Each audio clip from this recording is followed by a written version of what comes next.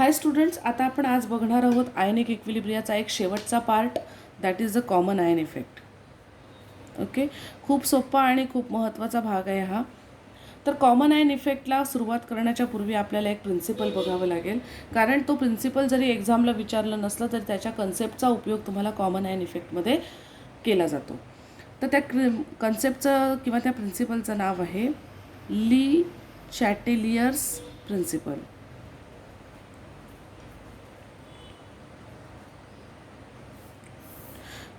बघूया आता हा रूल काय म्हणतो. समजा मी कन्सिडर केली एक reaction A, that is a reactant. Okay, when it dissociates in two and then formation of B. B म्हणजेच काय तर product. Okay, and this double arrow it shows that equilibrium. इथे एक गंमत छोटीशी आहे, मी तुम्हाला सांगते. एक ट्रिक म्हणा त्याला. बघा, जेव्हा तुम्ही सिंगल ॲरो यूज करता, एखादा रिॲक्टंट जर डिसोसिएट केलात आणि तो तुम्ही सिंगल ॲरोने दर्शवलात, तर आपण लक्षात ठेवायचं की सिंगल ॲरो हा फक्त आणि फक्त स्ट्रॉंग इलेक्ट्रोलाइट किंवा स्ट्रॉंग रिॲक्शनसाठीच वापरली जाते, कारण तो तुम्हाला कम्प्लीट डिसोसिएशन दाखवतो. पण जेव्हा तुम्ही डबल ॲरोचा यूज करता तेव्हा हे लक्षातच ठेवायचं की तुमचा रिॲक्टंट कसा असतो, तर वीक असतो, जो कम्प्लीट रिॲक्शन दाखवत नाही. म्हणजे याच्यामध्ये जे आयन्स तयार होतात ते कसे असतात, तर लेस असतात. आणि स्ट्रॉंग म्हणजे कम्प्लीट डिसोसिएशन दाखवतो, म्हणून आयन्स कसे असतात, तर मोर असतात. सगळंच्या सगळं जेवढे आयन्स आहेत ते सगळेच्या सगळे या स्ट्रॉंगमध्ये सेपरेट होऊन जातात. वीकमध्ये तसं नसतं, एखाद दुसरा सेपरेट होतो आणि बाकीचे तसेच चिकटून राहतात. सो वीक असेल तर आपण डबल ॲरो वापरतो, स्ट्रॉंग असेल तर सिंगल ॲरो वापरतो. स्ट्रॉंग इलेक्ट्रोलाइट कम्प्लीट डिसोसिएशन दाखवतात म्हणून जास्त आयन्स तयार करतात. वीक इलेक्ट्रोलाइट हे थोडेसे इनकम्प्लीट डिसोसिएशन दाखवतात म्हणून आयन्स लेस तयार होतात. So that is the trick and that is very important. Okay, पूर्ण आयनिक इक्विलिब्रिया हा तुमचा या धर्तीवर अवलंबून आहे. तर कन्सिडर मी एक रिॲक्टंट घेतला आणि त्याचं डिसोसिएशन केलं आणि मला प्रॉडक्ट मिळाला बी. ओके, आता याच्यामध्ये दोन पॉसिबिलिटीज आहेत, कारण ही रिॲक्शन अंडर इक्विलिब्रियम होते. कोणत्या दोन पॉसिबिलिटीज आहेत की समजा मला concentration of A is hi अशी एक पॉसिबिलिटी आहे. तर काय होईल, आणि मला दुसरी अशी पॉसिबिलिटी मिळाली की concentration of B is hi. होऊ शकतं ना, कारण इथे काय कम्प्लीट डिसोसिएशन नाही आहे. तर केव्हा तरी समजा इनकम्प्लीट डिसोसिएशन झालं तर लेस अमाऊंट ऑफ प्रॉडक्ट तयार होऊ शकतो. काय काय वेळा रिॲक्टंट कमी असून प्रॉडक्टची संख्या वाढते, वॉटेवर, कारण हे सगळं इम्बॅलेन्स आहे. मग concentration of A is hi असेल तर काय होईल, नो डाऊट की तुमचा जो हा इक्विलिब्रियम आहे किंवा ही जी रिॲक्शन आहे ही बॅलन्स करण्यासाठी कुणाकडे झुकेल, तर प्रॉडक्टकडे झुकेल. ओके, म्हणजेच आपण असं म्हणू शकतो, when the concentration of A is a high then equilibrium shift towards B. Okay, जेव्हा एचं कॉन्सन्ट्रेशन जास्त असेल तेव्हा इक्विलिब्रियम म्हणजे रिॲक्शन कोणाकडे झुकेल, तर बीकडे झुकेल, कारण ती स्वतःला बॅलन्स करायला बघेल, नाहीतर इम्बॅलन्स होईल ना. समजा मी दोन तराजू घेतले आणि एकाचं पारडं जास्त असेल तर एक पारडं वर येईल आणि तराजू काय होईल, वाकडा होईल. म्हणजे मला दोघांना बॅलन्स करण्यासाठी कुठेतरी तराजूला झुकवण्यासाठी ह्या साईडला बॅलन्स जास्त घालावं लागेल. सो रिॲक्शन आपोआपच प्रॉडक्टकडे झुकते आणि बॅलन्स करते. ओके, आता याच्या विरुद्ध दुसरं आहे. जर समजा बीचं कॉन्सन्ट्रेशन हाय असेल तर काय होईल, इक्विलिब्रियम कुठे झुकेल, त्याच्या विरुद्ध, बीच्या विरुद्ध कोण, तर ए. सो आपण असं म्हणू शकतो, concentration of B is a high then equilibrium shift towards A. Okay, ही दोन वाक्य फार महत्त्वाची आहेत. हे म्हणजेच तुमचं ली चॅटेलियर प्रिन्सिपल, बाकी काही नाही. सो एकदा याचा स्क्रीनशॉट काढून घ्या, खूप उपयोगी आहे. आणि हे दोनसुद्धा लक्षात ठेवायचे, हे पण फार उपयोगी आहेत. केव्हा सिंगल ॲरो वापरतात आणि केव्हा डबल ॲरो वापरतात. ओके, आता तुमचं झालं असेल स्क्रीनशॉट काढून. आता आपण नेक्स्ट मेन तुमचा जो फोकस आणि जो कन्सेप्ट आहे तो म्हणजे कॉमन आयन इफेक्ट, त्याच्याकडे वळूया. कॉमन आयन इफेक्ट काय सांगतो, तर कॉमन आयन इफेक्टमध्ये 3 गोष्टी कन्सिडर केलेल्या आहेत आणि त्याच्यावरती पूर्ण तुमचा कॉमन आयन इफेक्ट डिपेंड आहे. पहिलं काय कन्सिडर केलं आहे, कन्सिडर वीक ॲसिड. ओके, मी तुम्हाला मागच्या व्हिडिओमध्ये वीक ॲसिड स्ट्रॉंग बेस चे एक्झाम्पल्स काय आहे, त्याचा चार्ट काय आहे, वीक ॲसिड म्हणजे काय, स्ट्रॉंग ॲसिड किंवा strong base, weak acid weak base म्हणजे काय, इलेक्ट्रोलाइट म्हणजे काय, सगळ्या गोष्टी इन डिटेल आणि व्यवस्थित आपल्या मराठीमध्ये समजावून दिलेल्या आहेत. जेणेकरून तुम्हाला कन्सेप्ट समजला तर तुम्ही त्याचं ट्रान्सलेशन करून इंग्लिशमध्ये लिहू शकता. जर तुम्ही माझे व्हिडिओ ते बघितले नसतील तर बघा, म्हणजे तुम्हाला पुढे अजिबात गोंधळ होणार नाही. Okay. Consider weak acid. You know very well that is a famous weak acid is a acetic acid. CH3COOH is a formula. Okay, this is a acetic acid. तर मी तुम्हाला आधीच सांगितलं होतं कॉमन आयन इफेक्टमध्ये 3 गोष्टी कन्सिडर केल्या जातात. एक म्हणजे वीक ॲसिड, सेकंड म्हणजे सॉल्ट. कुणाचा सॉल्ट? सॉल्ट हा कधीही 2 गोष्टींपासून बनलेला असतो, एक ॲसिड आणि दुसरा म्हणजे बेस. मग तुम्ही वीक ॲसिड घ्या, स्ट्रॉंग ॲसिड घ्या, वीक बेस घ्या, स्ट्रॉंग बेस घ्या, वॉट एव्हर, पण acid plus base is equal to salt. हा 10thला तुम्हाला कन्सेप्ट झालेला आहे. सो आपण इथं कॉम्बिनेशन घेतो सॉल्टचं, salt of weak acid and strong base. Okay, हे लक्षातच ठेवायचं आहे. कॉमन आयन इफेक्टमध्ये जे 3 कन्सिडर पार्ट आहेत ते लक्षात ठेवायचे आहेत. कॉमन आयन इफेक्ट पहिला कन्सिडर आहे, तुम्ही वीक ॲसिड घ्यायचा आहे ज्याचं नाव आहे ॲसिटिक ॲसिड. दुसरा आहे तुम्ही सॉल्ट घ्यायचा आहे, तो कुणापासून तयार झालेला आहे, वीक ॲसिड आणि स्ट्रॉंग बेस. आता वीक ॲसिड आपण काय घेतलं आहे तर CH3COOH घेतलेला आहे. ओके. स्ट्रॉंग बेस कोण असतो तर NaOH. या दोघांच्या कॉम्बिनेशनमधून काय तयार होतं तर तुमचा सॉल्ट तयार होतो. करूया सॉल्ट, बघूया कोणता सॉल्ट तयार होतो. तर CH3COOH कंबाईन विथ NaOH.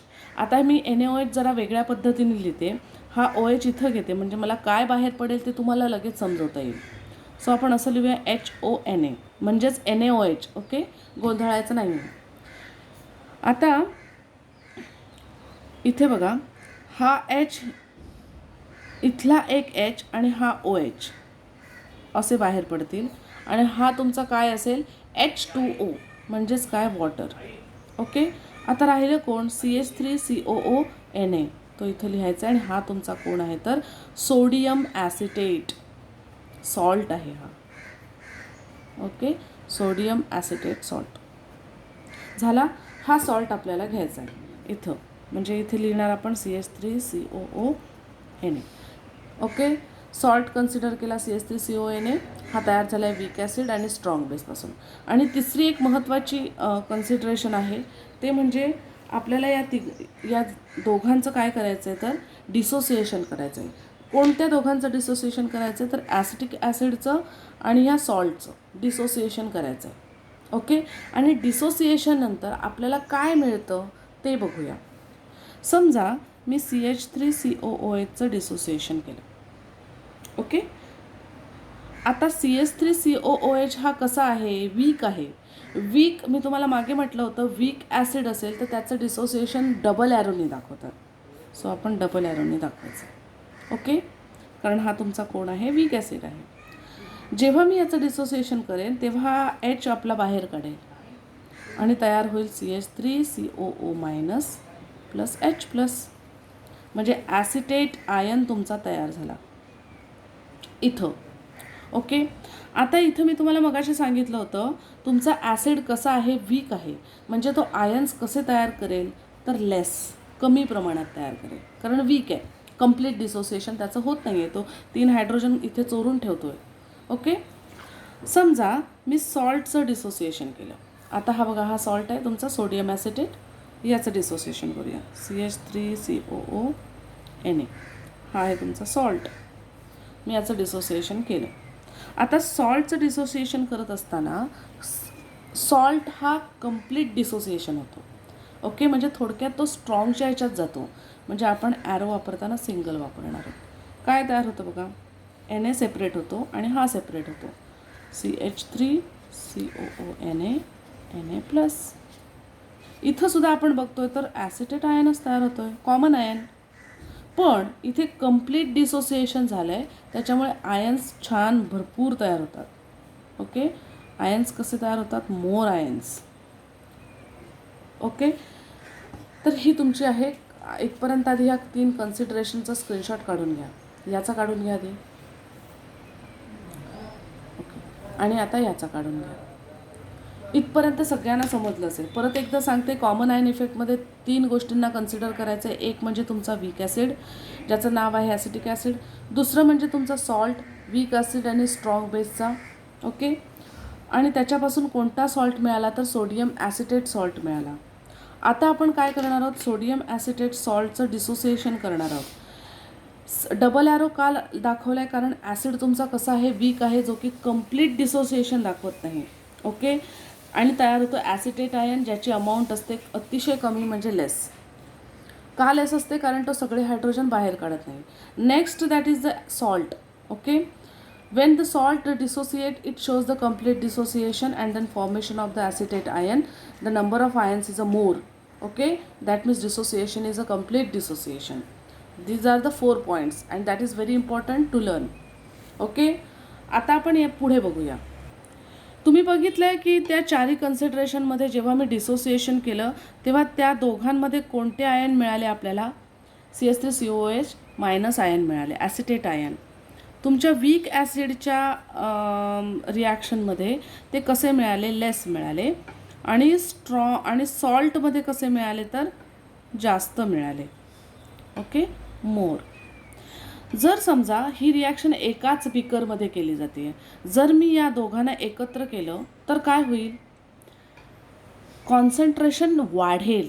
आधीच याचं मोर होतं, मी याच्यामध्ये लेस असली तरी पण मी समजा ह्याचे इथे 10 आयन्स तयार झाले, 10 आयन्स असतील आणि मी इथे समजा 2च आयन तयार झाले.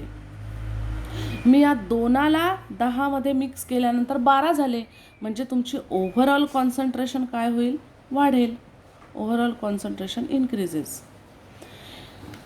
हे झाल्यानंतर इथं तुम्हाला we have to apply the Le Chatelier principle. Le Chatelier principle काय सांगतो, जेव्हा तुमचं कॉन्सन्ट्रेशन एखाद्या प्रॉडक्टचं किंवा रिॲक्टंटचं वाढलं तर तुमची रिॲक्शन कुठं शिफ्ट होते तर त्याच्या विरुद्ध साईडला शिफ्ट होते.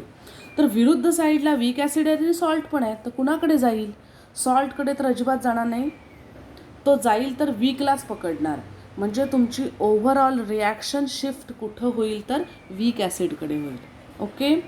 इथं कॉन्सन्ट्रेशन प्रॉडक्ट साईडला वाढलं, सो रिॲक्शन तुमची रिॲक्टंटकडे जाईल आणि रिॲक्टंट म्हणजे ती कुठे जाईल तर पूर्णतः वीक ॲसिडकडे शिफ्ट होईल. ओके. तर आपण असं म्हणू शकतो, according to the Le Chatelier principle, the reaction shift towards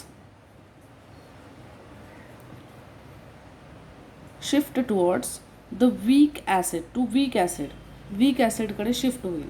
that is the opposite side of the product, reactant. Okay. त्याच्यामुळे काय होईल, जेव्हा रिॲक्शन याच्याकडे शिफ्ट झाल्यानंतर याला जाऊन सप्रेस करेल. याला जाऊन सप्रेस केल्यामुळे काय होईल, वीक ॲसिडचं डिसोसिएशन काय होईल, सप्रेस होईल, म्हणजे जरा कमी होईल. आधीच कमी होतं, अजून कमी होईल, म्हणजे जवळजवळ स्टॉप होण्याच्या मार्गावर येईल. Okay, so we can say that according to the Lee Chatelier principle, the reaction shift to the weak acid and so the dissociation of the acetic acid becomes suppressed. Okay, बघा, म्हणून काय होईल, acetic ॲसिडचं dissociation काय होईल, suppressed होईल, दबलं जाईल. Okay. आणि ह्या सगळा जो काही खटाटोप आहे यालाच काय म्हणायचं तर कॉमन आयन इफेक्ट. ओके. खूप इझी आहे. पहिली कन्सिडर काय करायची, वीक ॲसिड करायची, त्यानंतर सॉल्ट तयार करायचा, weak acid and strong base. Okay. Strong base म्हणजे हा जो सॉल्ट आहे आणि वीक ॲसिड यांचं डिसोसिएशन दाखवायचं. डिसोसिएशनमध्ये तुम्हाला कॉमन आयन मिळेल, म्हणजे दोघांमध्ये कॉमन मिळेल, that is the acetate ion. जो वीक असेल तो तुम्हाला लेस आयन्स प्रोड्यूस करेल, जो तुमचा सॉल्ट आहे तो मोर आयन प्रोड्यूस करेल. According to the Lee Chatelier principle, that is when the concentration of product increases, the equilibrium shift towards the reactant. Concentration of reactant increases, the equilibrium shift toward the product. Okay. मग आता मी काय केलं, या दोन्ही आयनला mix केलं तेव्हा मला असं मिळालं की overall concentration increases in a product side. Product साईडमध्ये याचं कॉन्सन्ट्रेशन वाढलं, so equilibrium shift toward the reactant and which reactant specially in a weak acid. Okay. म्हणून आपण असं लिहिलं, according to the Le Chatelier principle the reaction shift to the weak acid, so the dissociation of CH3COOH becomes suppressed. Okay, इथं तुमचा common ion effect संपला. आता आपण वळूया याच्या डेफिनेशनकडे, की डेफिनेशन याची नक्की कशी लिहायची. ओके, डेफिनेशनकडे जाण्याच्या पूर्वी तुम्ही याचा स्क्रीनशॉट काढून घ्या. काढलात? आता आपण बघूया डेफिनेशन. डेफिनेशन काय सांगते तर आयनायझेशन ऑफ वीक इलेक्ट्रोलाइट, म्हणजे वीक इलेक्ट्रोलाइटचं जर तुम्ही आयनायझेशन केलात तर ते रिड्यूस होतं किंवा सप्रेस्ड होतं in presence of strong electrolyte. Okay, तुम्ही बघितलं स्ट्रॉंग इलेक्ट्रोलाइट म्हणून सॉल्ट ॲक्ट करत होता, तर सॉल्टने इतके जास्त आयन्स तयार केले की जेव्हा ते मिक्स केले गेले एकमेकांच्या तेव्हा अजून जास्त कॉन्सन्ट्रेशन वाढलं आणि तुमचा पूर्णतः इक्विलिब्रियम कोणाकडे शिफ्ट झाला तर वीक इलेक्ट्रोलाइटकडे शिफ्ट झाला. You know very well. Which contains common ion, acetate ion, and या सगळ्या कन्सेप्टला काय म्हणायचं तर common ion effect, which contains common ion and that effect is called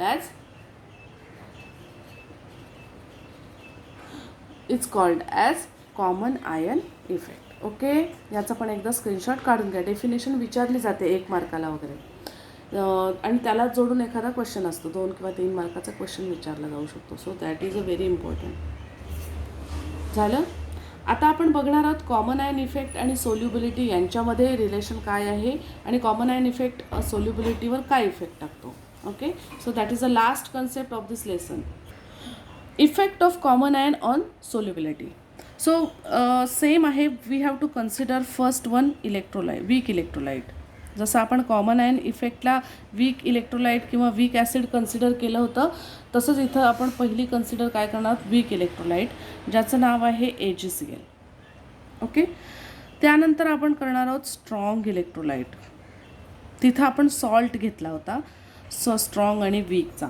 इथं आपण डायरेक्ट स्ट्रॉंग इलेक्ट्रोलाइट घेणार आहोत, ज्याचं नाव आहे AgNO3. सेम आहे. कॉमन आयनमध्ये आपण जो वीक ॲसिड घेतला होता, इथं पण आपण वीक इलेक्ट्रोलाइट घेतला. तिथं सॉल्ट घेतला होता, इथंही हाही सॉल्टच आहे. हा काय ॲक्ट करतो, स्ट्रॉंग इलेक्ट्रोलाइट म्हणून ॲक्ट करतो. ओके, आता आपण तिसरी स्टेप काय करणार आहोत, दोघांचं डिसोसिएशन करणार आहोत, जे आपण आधीच्या कन्सेप्टमध्ये केलेलं आहे. जेव्हा तुम्ही AgClचं डिसोसिएशन करता तेव्हा तयार होतो Ag प्लस Cl-. ओके, आणि जेव्हा तुम्ही सॉल्टचं डिसोसिएशन करता ना तेव्हा तुम्ही डबल ॲरो न वापरता सिंगल ॲरो वापरायचा आहे, कारण हे कम्प्लीट डिसोसिएशन दाखवतात. Ag plus NO3 minus. हा प्लस आहे म्हणजे हा मायनस असणार. Okay, that is the dissociation. जेव्हा डबल ॲरो असतो तेव्हा तुमचे आयन्स कसे तयार होतात तर लेस आयन्स, आणि जेव्हा तुमचा सिंगल ॲरो असतो म्हणजे कम्प्लीट डिसोसिएशन असतं तेव्हा तुमचे आयन्स कसे तयार होतात तर मोर आयन्स. आणि जेव्हा तुम्ही लेस आयन्स आणि मोर आयन्स, कॉमन आयन का म्हणतात, इथंही Ag+ तयार झाला आहे, इथंही Ag+ तयार झाला आहे. जेव्हा तुम्ही Ag+, ह्या Ag+मध्ये हा Ag+ घातला तर ओव्हरऑल कॉन्सन्ट्रेशन तुमची काय होईल तर वाढेल. ओके, हे तुम्हाला मी आधीच डिस्कस केलेलं आहे. समजा हा मी 10 घेतला, हा 2 झाला तयार, तर 2 ml 10 ml मध्ये घातल्यानंतर 12 ml तयार होतील आणि ओव्हरऑल कॉन्सन्ट्रेशन काय होईल तर तुमचा वाढेल. ओके, आता तुम्हाला माहिती आहे की AgNO3 हा तुमचा काय आहे तर स्ट्रॉंग आहे. ओके, हा स्ट्रॉंग असल्यामुळे त्याने प्रॉडक्टसुद्धा स्ट्रॉंग तयार केला, म्हणजे जास्त तयार केला, आणि त्याच्यानंतर हा लेस त्या अजून जास्तीमध्ये मी मिक्स केल्यावर त्याच्यापेक्षा जास्त तयार झालं. म्हणजे प्रॉडक्टची साईड जेव्हा जास्त तयार होते तेव्हा इक्विलिब्रियम कुठं शिफ्ट होतो, रिॲक्टंटकडे शिफ्ट होतो, ली चॅटेलियर प्रिन्सिपल. सो जेव्हा रिॲक्शन वीककडे शिफ्ट होतो तर स्पेशली तो कुणाकडे शिफ्ट होईल तर वीक इलेक्ट्रोलाइटकडे शिफ्ट होतो. म्हणजेच तुमची रिॲक्शन कुठे जाईल तर AgClकडे शिफ्ट होईल, इथं शिफ्ट होईल AgClकडे. ओके, म्हणजे आपण इथे असं म्हणू शकतो, the reaction will shift to AgCl. Okay, because this is a weak electrolyte. परत एकदा सांगते, कॉन्सन्ट्रेशन रिॲक्शनचं ओव्हरऑल कॉन्सन्ट्रेशन वाढतं आहे, that means the amount of product increases. So according to the Lee Chatelier principle, when the concentration of product increases, the equilibrium shift to the reactant, opposite direction. Why? Because the reaction should be balance. Okay, जर रिॲक्टंटचं concentration जास्त असेल तर equilibrium shift कुठं होतं, प्रॉडक्टकडे होतो. So that is a Le Chatelier principle and that we exactly apply in this reaction. So when the concentration of product increases, the reaction or the equilibrium shift toward the weak electrolyte. Reaction will shift to the AgCl, that means weak electrolyte. त्याच्यामुळे काय होईल, the ionization of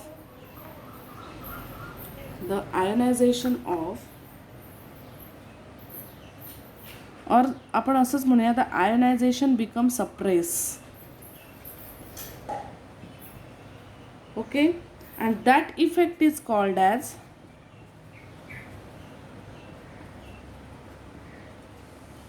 common ion effect. Okay, CIE means common ion effect. आता याचा सोल्युबिलिटीवर काय परिणाम होतो, हा main question आहे.